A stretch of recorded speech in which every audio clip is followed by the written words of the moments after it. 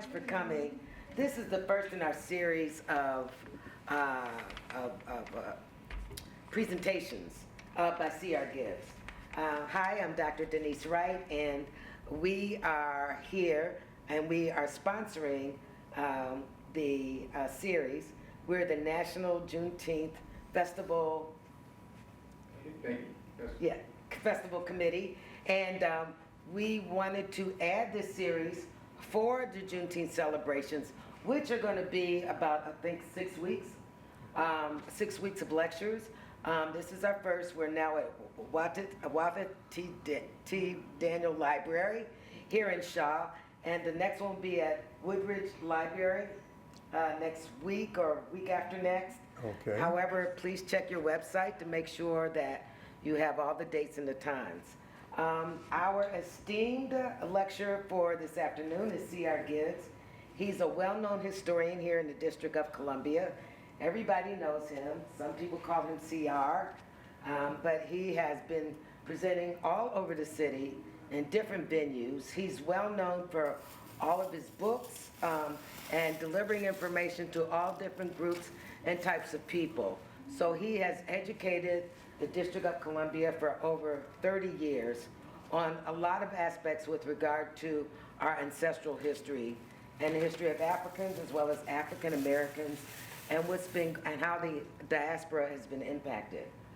So we really appreciate him being here. So I'd like to present to you now Mr. C.R. Gibbs. Thank you. Thank you, thank you, thank you very much.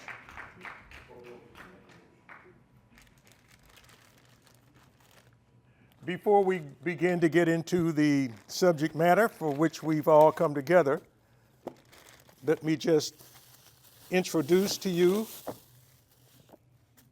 or reintroduce to some, my books, Black Georgetown Remembered. I'm the co-author of the first modern history of African Americans in the town of George.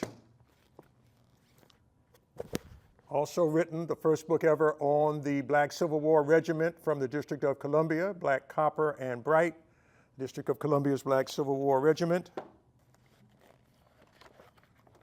Another one of my books is Black Explorers, 2300 BC to the present. I got that one. And Black Inventors from Africa to America. Finally, children's book, Friends of Frederick Douglass, okay, based on the autobiographies written by Frederick Douglass, okay, and his letters as well. But my mission is to spend a few moments talking about the roots of enslavement. And let us begin with this painting by Boulanger, done in the 1880s. I would also like to begin with a look at, or recalling, two of the most famous statements about American slavery. Harriet Tubman told Benjamin Drew that it was the next thing to hell. That good friend, the abolitionist, who has a school named after him, said that the conditions between the North and the South are a covenant between hell and an agreement with death. But however we take a look at it, it is an ancient institution, depicted in this case in a painting by Boulanger in the 1880s. And so we will begin with this. The Slave Market by Boulanger. He specialized in painting scenes from this historical period and is believed to have completed this image of a Roman slave market about 1882. The artist traveled to Africa, Greece, and Italy to ensure the historical authenticity of his works. Some scholars believe, because of a perceived similarity of facial features, that this painting reflects a family forced into slavery because of harsh economic conditions. For the younger people in the audience, you need to know that the word slave has nothing to do indigenously with black people. It is a name for a group of Eastern Europeans and has come down to us through the Romans as the name for slaves. This particular painting actually depicts 7 people, and it tells us much about the process or the institution of enslavement in the ancient period. For example, this is the overseer or the seller, if you will. This young lady, this is the darkest figure on here, maybe because she's in the shadows under the awning. She is not believed to be of African descent. This young lady with the plaque on her has, or is so designated as a way to let you know that she is available for sale and that certain taxes have been paid on her. This is why she has the sign here. But I take you down to the feet of the woman who's attempting to cover herself up, because this lets you know that taxes have been paid. The taxes have been paid. So as we look at people, no respecter of age or gender, we begin to understand the evilness of enslavement. And we also begin to understand exactly how far back, next slide, this institution goes back, okay? This is the next one. Okay, this is a painting by Gleyre, Gleyre, that talks about the capitulation of the Romans and by the Helvetians. The Helvetians are the ancestors of the modern day Swiss. And in short, this is a battle that mighty Rome lost. And here we get a chance to look at the way in which enslavement, even back in ancient times, people were aware of the psychological dimensions. So they are passing under a yoke, which symbolically takes them back to the status of draft animals, the status of draft animals. In other words, you've heard often of the yoke of slavery.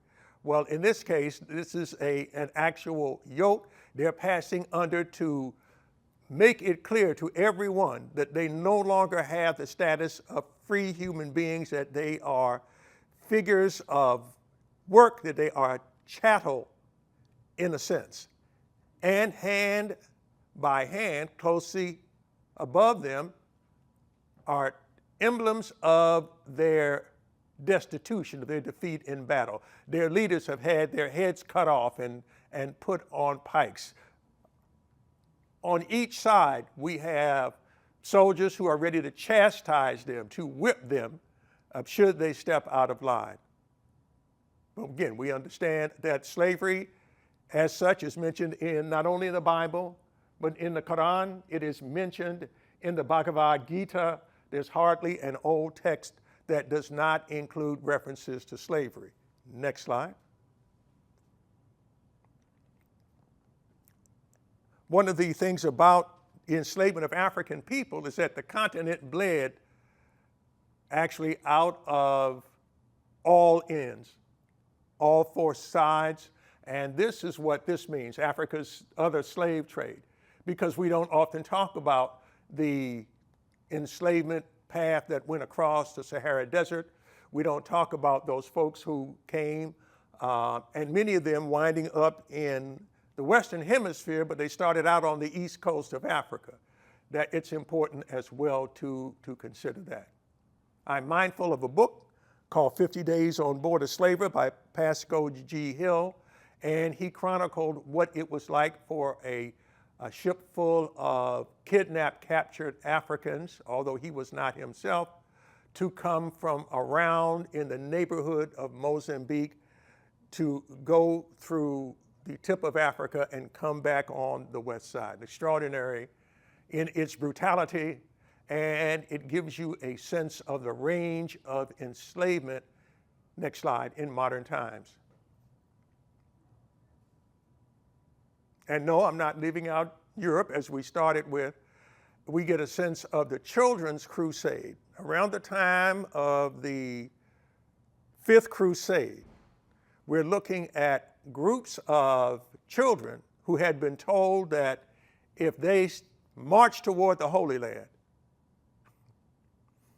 their sacrifice would change the minds of the Arab holders of this particular, that part of the world. It did not, and thousands of European children, led by an extremely religious individual, wound up on the shores of the upper Mediterranean and were sold into slavery by unscrupulous merchants and individuals, leading to a dearth of children for a time in Western Europe. We believe that this is what led to an extraordinary tale of disappearing children. Some of you may know it, and of course I'm referring to a time in which a mysterious musician showed up in town after town after town in Europe, taking away the children, taking them, it was said, into a mountain where they would stay forever. Well, some of you will already recognize this particular story as the Pied Piper of Hamelin. This was one way in which I think the completely stressed and grieving captors of the parents of these children could in fact find a way to deal with it by turning it into a metaphysical occurrence, when in fact these children are going to be sold into slavery as far away as Turkey. Next slide. So that what we have as we follow the growth of enslavement, it was not simply African, certainly not in its beginnings. It was a worldwide phenomenon. We know that the greedy fingers of enslavement reached well into the Pacific, so it was not unusual to find individuals from as far away as the Philippines finding themselves involved in that transnational enslavement, whether you were English or French or Portuguese or Spanish, or as I said a moment ago, as far away indeed as the Philippines. Next slide.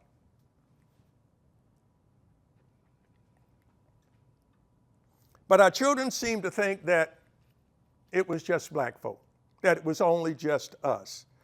They seem not to have ever been taught that there were kings and queens, that there were mighty empires headed by people that looked like their parents and grandparents. I know this to be a fact because I was invited to a DC public school. This is the last school I spoke to before COVID slammed into the DMV. And I was invited there because the teacher had asked his students in this particular high school a question. Have you ever heard of any ancient African empires? And they looked at him like he was escaped from an alien vessel. And so I came up and spent 2 days with these young people, telling them things that you would think that somewhere in the DC public school system they would have learned, but they had not.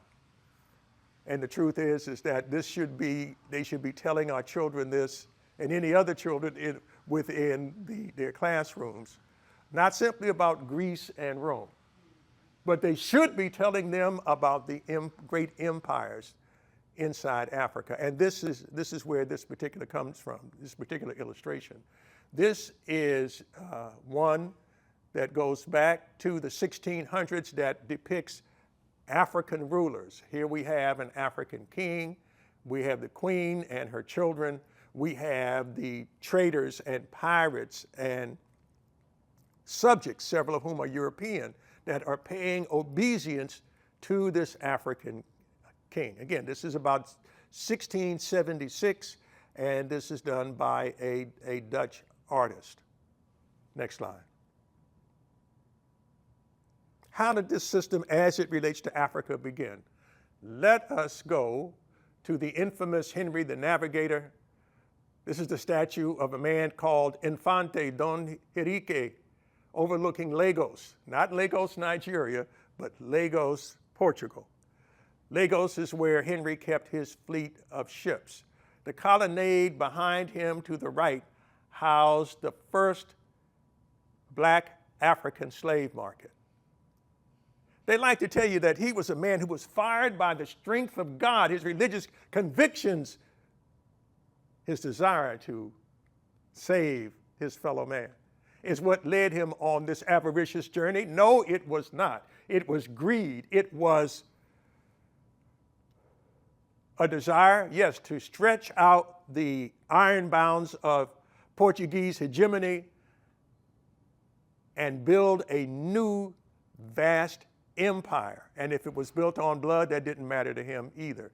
He had come out of and was the grandson of Kings Pedro I of Portugal and Edward III of England.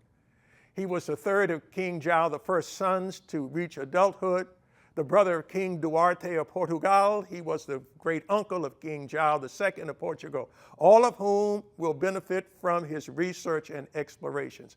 In fact, we have a record of him saying that he had had dreams about this, all approved by God, mind you, all of whom will benefit from his research and exploration. Henry never became king because he had two older brothers, Duarte and Pedro. Henry never married, and he had no children of record, but he became very attached to his nephew, Fernando, the younger brother of his heir apparent to King Duarte Alfonso, treating him like a son. It would be Fernando who would inherit Henry's estate, titles, and extremely important, here we go, Pope-blessed patent. All of these things were done with the connivance and blessing of Rome. So when we look at this, this church is not standing off saying this is wrong, this is inhuman, this should not be done, but is a handshake of suffering, next slide, destined to stretch into the new world. There is, in fact, I looked at a document just today about extolling the virtues of why Europeans should come to Africa. And it had less to do with riches, although that was always a part of the formula, but also people. You see, they had heard of the riches of Africa. If we get back to Roman times, we have Pliny the Elder who says, ex Africa semper aliquid novi, always something new from Africa. It was not, even though they teach our children, some benighted, suffering, always ragged land, but that even in the medieval period, Africa was supplying 2/3 of Europe's gold. It was not always poor. It was not always suffering. It was rich beyond measure. It was the land of fables. And so the Europeans came there, not this time just looking for gold, but looking for human beings as they continued to discover and conquer the world that lay beyond Africa's shores. Next slide. By 1494, a treaty, new lands east of the mid-Atlantic line would belong to Portugal. Everything west was to Spain. With the connivance of the Roman prelate, the world was essentially divided. And whether you use the Treaty of Tordesillas or the line of demarcation, French or English had to stand to one side while Spain and Portugal got the best parts. Next slide. Now, we don't believe that the arrival of the original Europeans in Africa looked quite like this, but we do make a division between the first time Europeans came and the first time they came to enslave. For our purposes, as we look at the years 1441 and 1442, the hell that was about to engulf Africans started at this time. Next slide. And so I introduce you to one of the leaders of the great slaving raids that started this train of misery, Lancarotes de Freitas, better known as Lancarote de Ilha or simply Lancarote de Lagos, trained as a squire and chamberlain in the household of Prince Henry the Navigator, whom you've already met. Lancarote was appointed as the almoxarife of Lagos. This is the custom collector of Lagos, Portugal, in April 1443, succeeding his father-in-law, Soeira da Costa, who resigned the position in his favor. I pause because I'm reflecting on a turn of phrase current now in Hollywood, which is Nepo baby. In other words, you got your job because of your biological relationship to rich and famous people. Well, that particular practice goes back in history a long way. Prince Henry the Navigator had been sending maritime expeditions down the West African coastline since at least the early 1430s, but they had yielded very little profit. The expeditions sailed mostly along the stark Sahara Desert coast with no human settlements in sight or encounters worth reporting. But in 1443, one of Henry's cousins, Nuno de Tristão, returned from an expedition with some 14 captive African slaves. Sinhaja Berbers seized from small native fishing village he had found on the Bay of Arguin in modern Mauritania. The elevated banks of Arguin Bay were replete with fish, attracting poor desert-dwelling Sinhaja Berbers to set up numerous little fishing settlements on islands and promontories all around the bay. It was the first human habitations that Henry's captains had come across after a decade of exploring. Henry's captains had come across these people. They seemed weak and vulnerable. The prospect of easy and profitable slave raiding grounds around the Arguin banks aroused the interest of many Portuguese merchants and fortune-wielding adventurers. To immediately secure his title in October 1443, Henry the Navigator received from his brother, the Regent Prince Peter of Coimbra, letters patent granting him an exclusive monopoly over all navigation south of Cape Bojador, whether for the purpose of war or trade. Any ship sailing south of it without Henry's license could be confiscated. Peter's letters also granted Henry the royal fifth. So the navigator, the man who really was not known to sail personally himself, but who dispatched fleets of ships, he got his cut as well. Peter's letters also granted Henry, in addition to the royal fifth, customs duties, a tenth on imports, normally due to the Portuguese crown, and on any African goods or enslaved people brought back to metropolitan Portugal. A consortium of merchants of Lagos, sometimes referred to the Companhia de Lagos, although it was probably little more than a contemporary association of merchants rather than an incorporated company in the proper sense, applied to Henry for a license. Probably on account of his intimate relationship with Henry, the Lagos merchants elected Lanzarote, and his position as an agent of Prince Henry is how they got their contract. Next slide. And so it begins in a way that is larger than kidnapping. We've gone from simple kidnapping, where we have a handful of people, 5, 6, 8, to where it is put almost on an assembly line. As this says, although Britain would outlaw slavery, in 1833, it was abolished in the U.S. after the defeat of the Confederacy. The transatlantic slave trade did continue even after that. The main market for enslaved people was Brazil, where enslavement was not abolished until 1888. And so it was that Mother Africa bled for 400 years before, next slide, the establishment of the United States, of human bondage, so that we get a better perspective of it. Slavery or involuntary servitude has been an element of civilizations for thousands of years. And we know that, as I said earlier, we can find references to it among the Greeks and Romans, who were slave societies themselves. It's important that we mark that. Down here, trudging along in chains, Roman slaves have led toward an ancient and uncertain future. Next slide.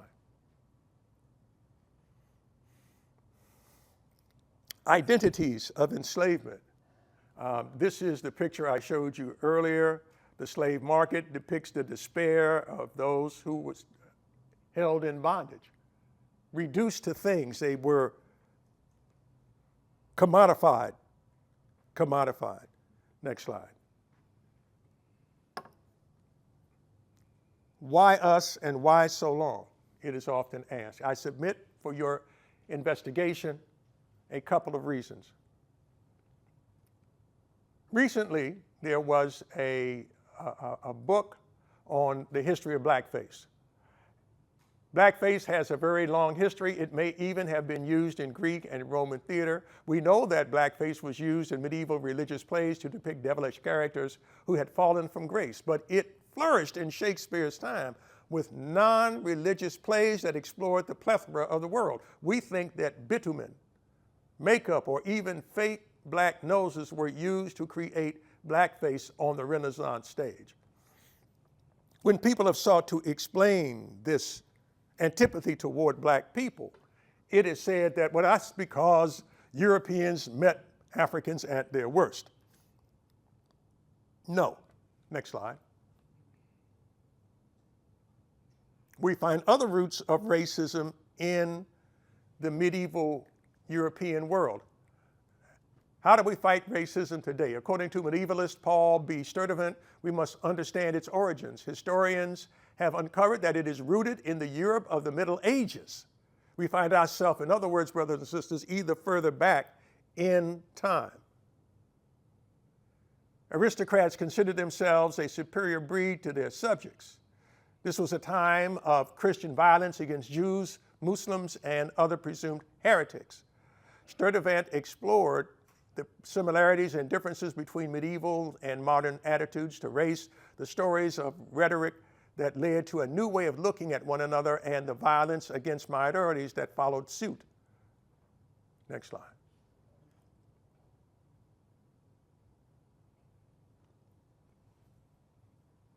Coming to the great fortress, and I know some of you have been there, in Ghana, on the coast of Ghana, we get a sense of how these adversaries dealt with one another.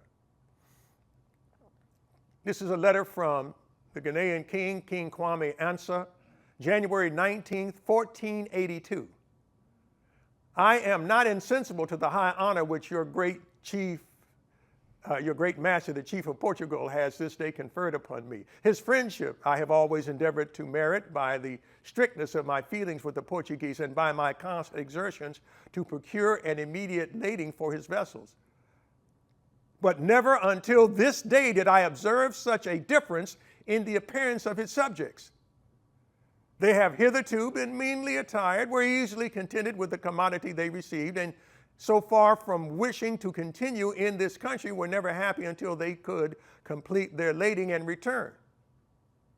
Now, he says, I remark on a strange difference. A great number, richly dressed, are anxious to be allowed to build houses and to continue among us men of such eminence, conducted by a commander who, from his own account, seems to have been descended from God, who made day and night and can never bring themselves to endure the hardships of this climate, nor would they be able to procure any of the luxuries that abound in their own country. The passions that are common to all men will therefore inevitably blame on disputes, and it is far preferable that both our nations should continue on the same footing as they hitherto done.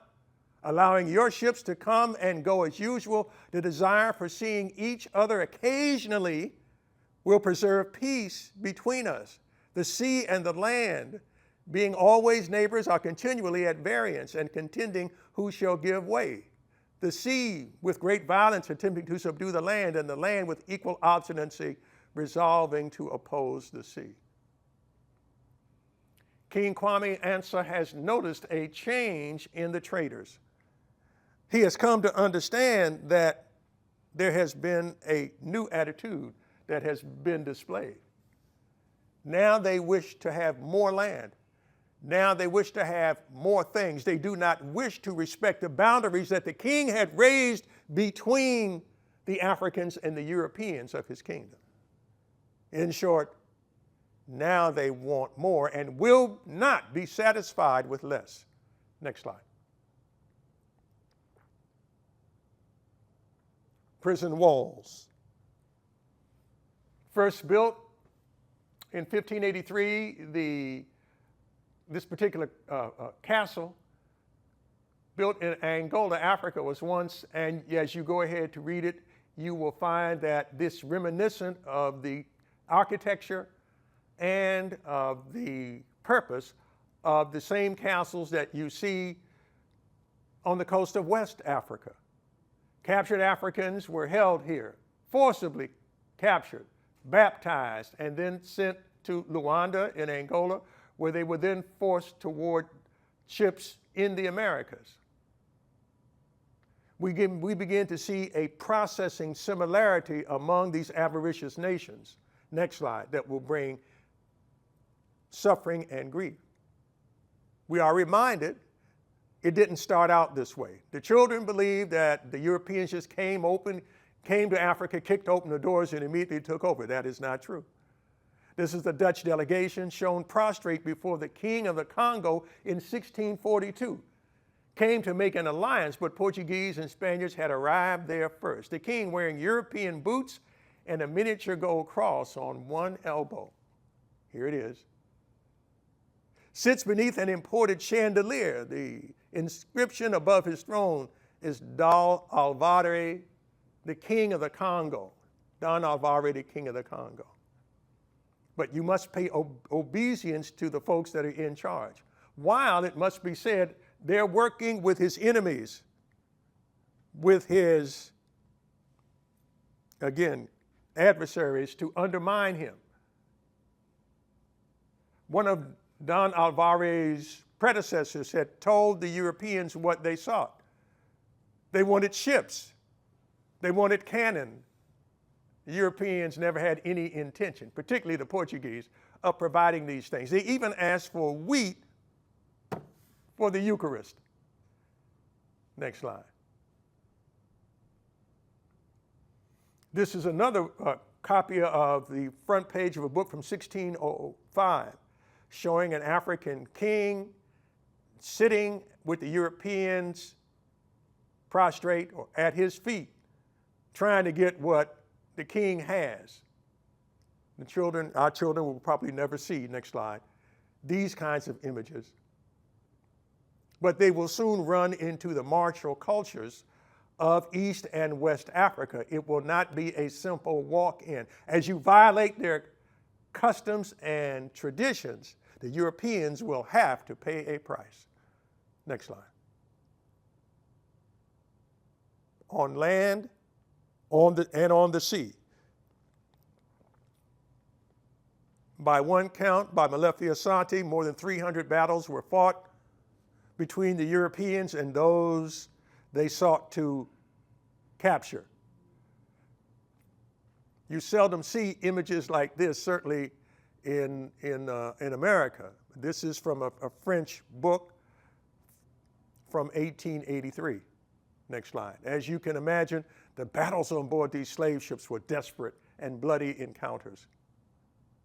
And as bad as I am with technology, I was able to go to the Transatlantic Slave Trade database and pull down the ways in which kidnapped captive Africans were resisted. And so we have vessels, boats attacked from the shore, vessels attacked from the shore, 3 or more slaves jumping overboard, missing or escaped, outright slave insurrections planned but thwarted and cut off. We're uncertain what cut off means, but let's go back to the insurrections. I spend a moment here because there was a time, and we're seeing these books return, in which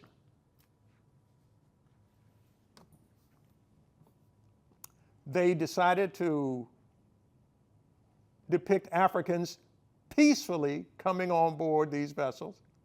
There is a book which was used in Virginia between the 50s and the 70s that show us, Miss Wright, they show us in suits and ties coming on board the slave ships. Where was No chains, no whips, And to me, at least, the suggestion was that we somehow just walked up the gangplank. Yeah, next slide. And these books are being shown again. They're being printed again in places like Texas and Virginia. In Africa. Yes, unfortunately. And the odds are that communities like these and African Venice will not be shown. We had recently 2 black so-called leaders in the Republican Party who decided to tell us how good we had it under Jim Crow. Mm-hmm. You know, apparently we were the ones with the problem. Who was that, Tim Scott, by the way? Well, it was Byron Douglas and Tim Scott. They didn't know, or apparently claimed no knowledge of places like the Ganvi. In the West African country of Benin, the town of Ganvi, its name means safe at last. Were built 300 years ago by the Tofino people, men of the water, as a refuge from the slave trade. With some 20,000 residents, it is the largest city of its kind in Africa and consists of thatch-roofed houses built on stilts.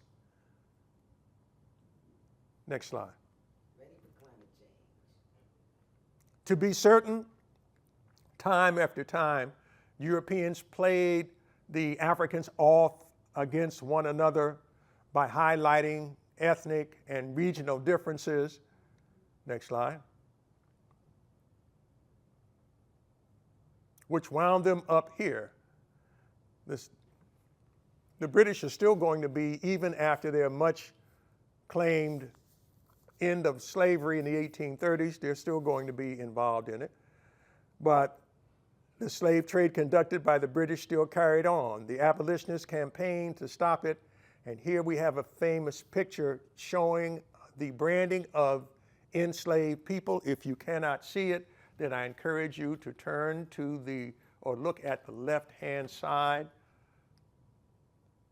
where the woman is being branded here and here, where they're being counted. And of course, this would never have been successful without at least some African participation. We know that in Cameroon, among the Sawa people, the people of the coast, they were given a choice. The Europeans told them that if you do not give us the bodies we seek, we will come after you. And so many of the kings said, oh no, we'll go upriver, we'll go up country and give you what you need. Next slide. I mentioned branding. Somehow, for some folk, that's still hard to be believed. So here is a document found in the South Sea Company archives that codifies this brand to be used on enslaved people traded in accordance with the Asiento, an agreement between the late British Queen Anne and Spain's King Philip to see who would get what as they continued the rape of Africa. And the branding iron would function as a sort of seal in the transatlantic slave trade. Next slide. And I know I should be ashamed of showing you this, because what you're hearing now in the schools is that there couldn't have been this much brutality. There couldn't have been this much organization, because after all, we were just brought here as part of an on-the-job training or as the white woman said to me one of the times I gave tours for the Smithsonian, I thought slavery was like welfare. And across the other side of the aisle of the bus were 2 black women who leaned forward to me to see, what's he gonna say? Well, I wasn't gonna say what I really wanted to say, which was, how in God's name could you think whips and chains? But perhaps in her philosophy, in terms of the lack of education, she didn't know. Part of the French slave ship La Marie Seraphique. This shows you the cross sections of a French slave ship. It is necessary that we do this because now there are young black folk who are being brought up to believe that we were always here, we didn't come from Africa, and that there were no slave ships. Thank goodness, we have people like Brother Kamau, who has dived among the wreckage of slave ships to put to death this ignorant, self-hating line of discussion.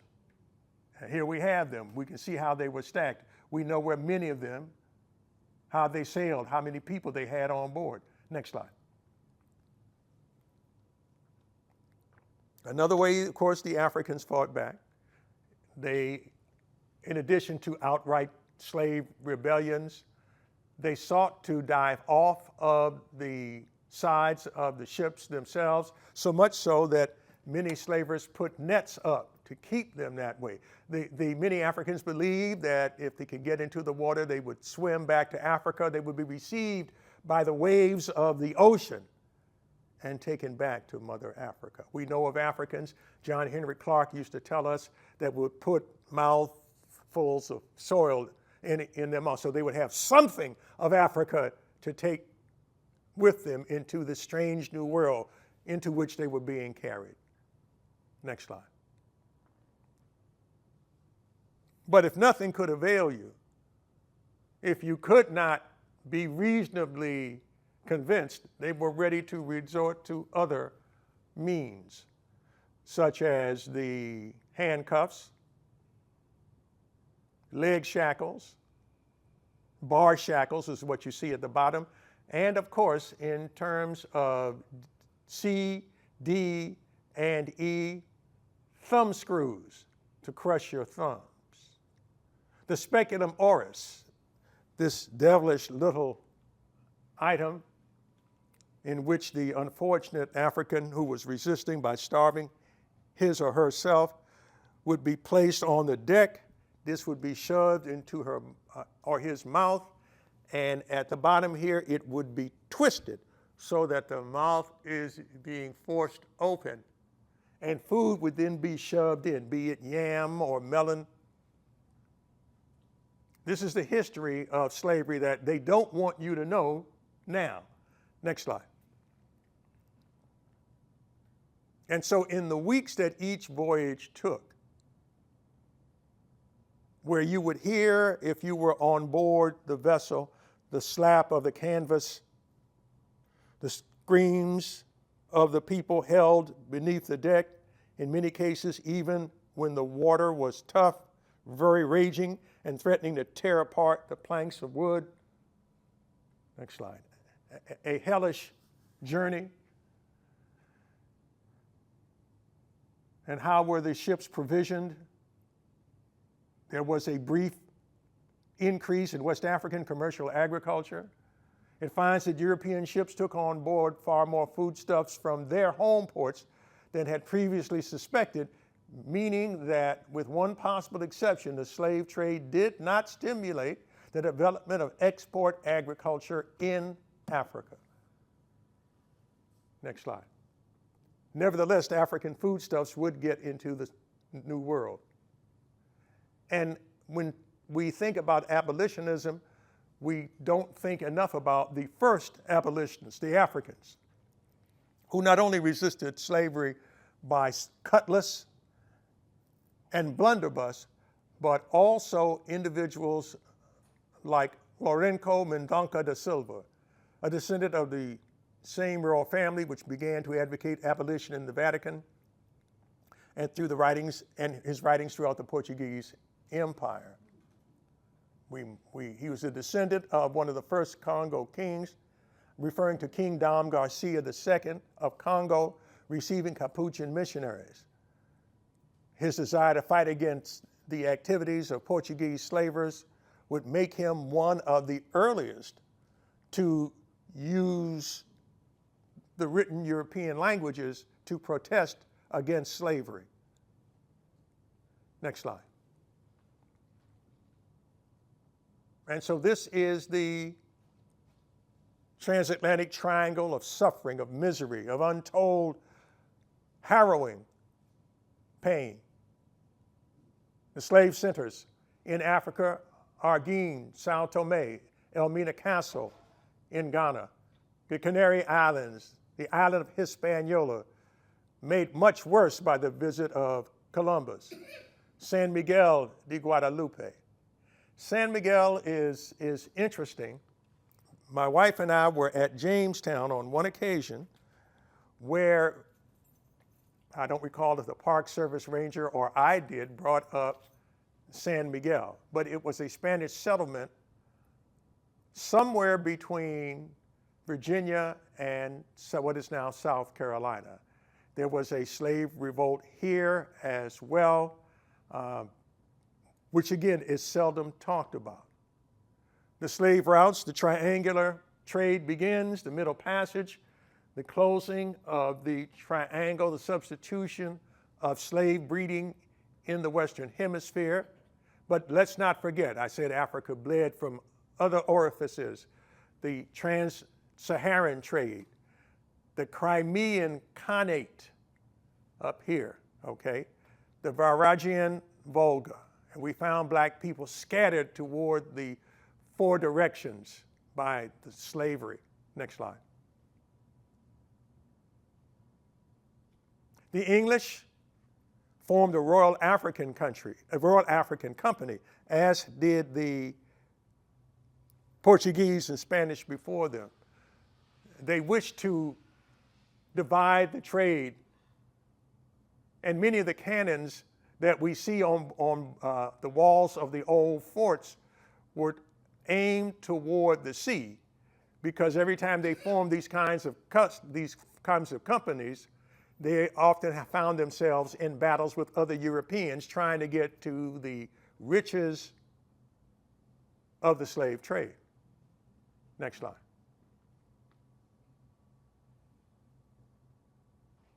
And so by the 19th century, we began to see the impact of more than 12.5 million kidnapped captive Africans brought against their will across the ocean. The bones of many of them still lie unaddressed on the bottom of the Atlantic.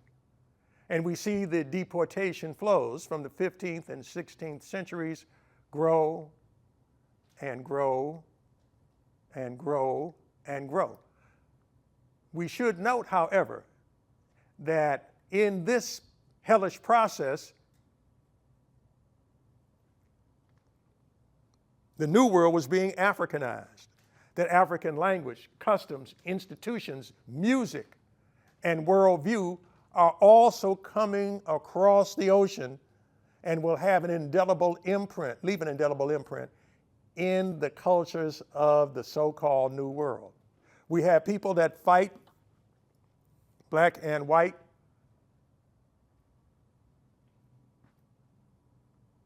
in the intellectual citadels of Europe. In France, you had Schlocher. Of course, you also had Toussaint L'Ouverture here, and of course, in later decades, Frederick Douglass and Dubois, but you get the idea. There was never a time when we did not resist. We did not, next slide, see ourselves as extensions of on-the-job training. And the numbers, as I said, just kept growing till we come to 12.5 million kidnapped captive Africans, the largest forced migration in the history of the world. Next slide. And some 35,000 slaving voyages. Next slide.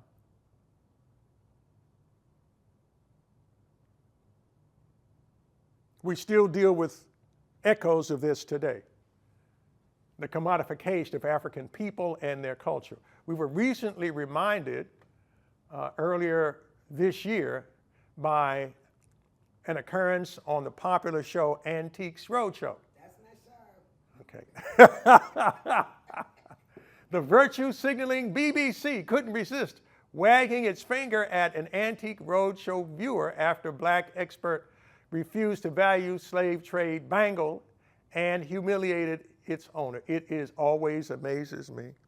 Whenever we stand for our culture, whenever we place our pride and insist on a respect for our artifacts, some people get twisted, get their noses out of joint. The Antiques Roadshow, Ronnie Archer Morgan refused to value this slave trade bracelet because of its horrifying past. It was from and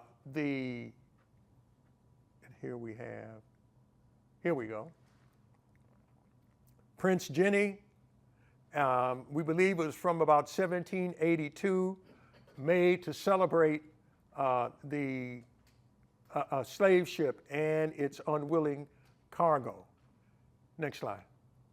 So he refused to evaluate it based Yes. on the history. Yeah, Right. yeah. He said, no, we have to respect some things. Yeah. We ought to respect There's no value on that. some things. Because you're selling all over again. That's right. That's right. You, again, commodified it Yeah. one more time. Right. Yes. In the writings of Mungo Park, a Scottish explorer from the 1700s, he talks about traveling with a group of Arab slave traders as they moved a coffle of Africans toward the coast. He talks about them being bound and trussed up, the men and women and children, and one African woman who could not keep up. Park records that the cry went up among the Arabs, Kangtegi, Kangtegi. And Park asked one of the Africans, what does this mean? Because she can't keep up, she's too weak. And he was told it meant cut her throat, cut her throat. Next slide. You can't soft soap this. Just a couple of things before we end. How could it be done to us? This is an aspect of investigation and study that was touched on in The Roots of American Racism by Alden T. Vaughn. He looked at work that had been done by Winthrop Jordan, and here we go. Jordan's preliminary explanation of the slavery prejudice puzzle appeared in an article on modern tensions and the origins of American slavery, in which he sided neither with Degler or the Handlins, previous European experts on enslavement. Instead, Jordan offered a neatly neutral explanation. The paucity of evidence on the first several decades of black presence in America precludes our knowing whether prejudice or slavery came first. But the evidence is clear of some slavery and social debasement of blacks by the 1640s and 1650s. Ergo, both slavery and prejudice were causes, both were effects constantly reacting upon each other, dynamically joining hands to hustle the Negro down the road to complete degradation. But as Jordan's investigations of early America's racial attitudes continued, he changed his mind. In his capstone study, White Over Black, American Attitude Toward the Negro, 1550 to 1812, Jordan largely retracted his earlier solution. It was far from comprehending the origins of American slavery. White Over Black's opening chapter emphasized the depth and breadth of English prejudice against Africans before Jamestown. The English propensity to identify Africans with apes, with unbridled sexuality, and extremely unchristian behavior engendered a profound but inchoate prejudice against Africans that the Jamestown colonists unconsciously carried to America. Equally important, Jordan demonstrated that to Elizabethan and Stuart-era Englishmen, black was an emotionally partisan color, laden with implications of filth and evil and repugnance. White Virginians, Jordan argued, assumed that slaves must be strangers, heathens, enemies, potentially at least, and beastly.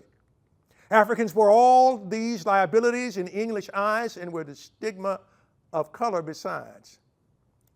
In other words, brothers and sisters, when we look at this from the standpoint of Winthrop Jordan, he brings up the always pertinent possibility that there was black prejudice before they ever saw their first African. That there were things in English culture, embedded in European culture and folk ways, that tended to equate the worst of human characteristics to people with the darkest of skins, and then work their way out. We know that Jefferson was not exactly in love with Native Americans after he wrote his major work. Next slide, on race. Thus, in sum, the slave trade had massive ramifications on Europe itself. After all, the Atlantic slave trade was conducted by Europeans. Later, also Americans from the North and South. Africans were shipped primarily in European ships. They were brought and traded for goods imported or transshipped through Europe. The profits of the slave trade flowed back to Europe. In fact, all major Western European maritime nations sought, with varying degrees of success, to create a niche for themselves in the slave trade. The prospects, profits, and general commercial attractiveness of the slave trade was irresistible to these countries. So Europe was from the first intimately involved with the development of the slave trade and slavery. Indeed, the slave trade was as much European as it was African or American. And that'll upset people like the governor of Florida, next slide, who wishes to put it all on somebody else. But what is clear is that in the first 3 1/4 centuries of European activity in the Americas, between the landing of Columbus and 1825, times as many Africans went to the New World as did white. And even in the next 50 years, until 1870, probably as many blacks were taken to Brazil and Cuba as there were white men arriving in the continent. So when I talk about the Africanization of the Americas, this is in one way how it happened, and yet few people are willing to comment or even consider these facts. Next slide. Is that it? Yeah. Okay. Well, I was going to say in closing that we understand European greed. We understand that people hungered for the richness of Africa, not only its natural resources, its minerals and metals, but also its people to do the work of quote unquote civilizing the New World. I'll recommend another book, Unworthy Republic by Claudio Sant, in which he says that the Europeans essentially got rid of the Native Americans so that their lands would be worked by kidnapped, captive Africans. This, in fact, is the true beginning of this country. And we'd better speak to it, because it would appear that the educational systems now in existence will be too fearful to tell the truth. Thank you very much. Thank you. All right. Yeah. Anyway.